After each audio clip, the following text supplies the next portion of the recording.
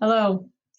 I want to take this opportunity to provide a detailed explanation of the metrics we will use to guide our return to school in person, as I know many of you still have questions.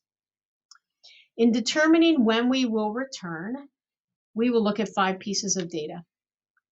Indicator 1 indicates new cases per capita and details whether a county has a high incidence of cases. Indicator 2 describes the sustained increase in new cases. This data point is a 7-day moving average. Indicator 3, as you can see, is proportion of new cases that are not in a congregate setting. And what that means is cases that are not in long-term care facilities or nursing homes or prisons. The goal for indicators 1, 2, and 3 is to have not met. Let me scroll down here. The 4th piece of data is really what you know as the color code or the county risk level. The goal for this indicator is to be in orange or ideally in yellow. And finally, the 5th piece of data is our zip code data. Our students come from multiple zip codes, but the majority come from Yellow Springs. The data for 45387 will be the determining factor for this data point.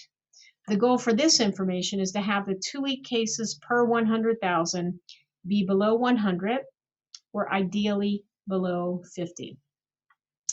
All of this is detailed in this at-a-glance document that will be available as a link on our website header. The Bulldog Blueprint 3.0, which I rolled out in December at a board meeting, indicated that we would begin considering a return to in-person 50% hybrid instruction, if you'll recall the Group A and Group B 2 days a week, beginning at the start of the 2nd semester, which is January 19th. So beginning next Thursday, January 14th, and every Thursday thereafter, by late afternoon, I will put the updated data on our website. And that data will look like this. You will have each data point that I described. You will have that current week's data in the spreadsheet. This information will indicate whether we will be returning in a hybrid in-person model the following Monday or whether we will continue remote. As you can see, this says 100% remote because we are not even to the 2nd semester yet. In Governor DeWine's January 7 press conference yesterday afternoon, he said, quote, "During the week of February 1, we will begin to vaccinate our school personnel. This week, we are sending forms to be signed by superintendents.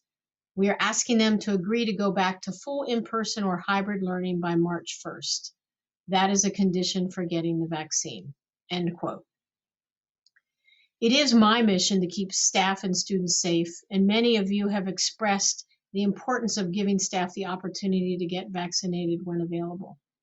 Enabling staff members to get the vaccine as soon as possible is paramount.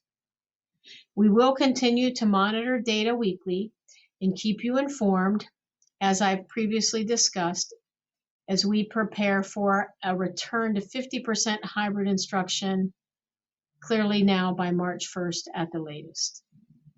For those parents who do not want their children returning in person this school year, please contact Donna First at 767-7381 extension 1007 or dfirst@ysschools.org.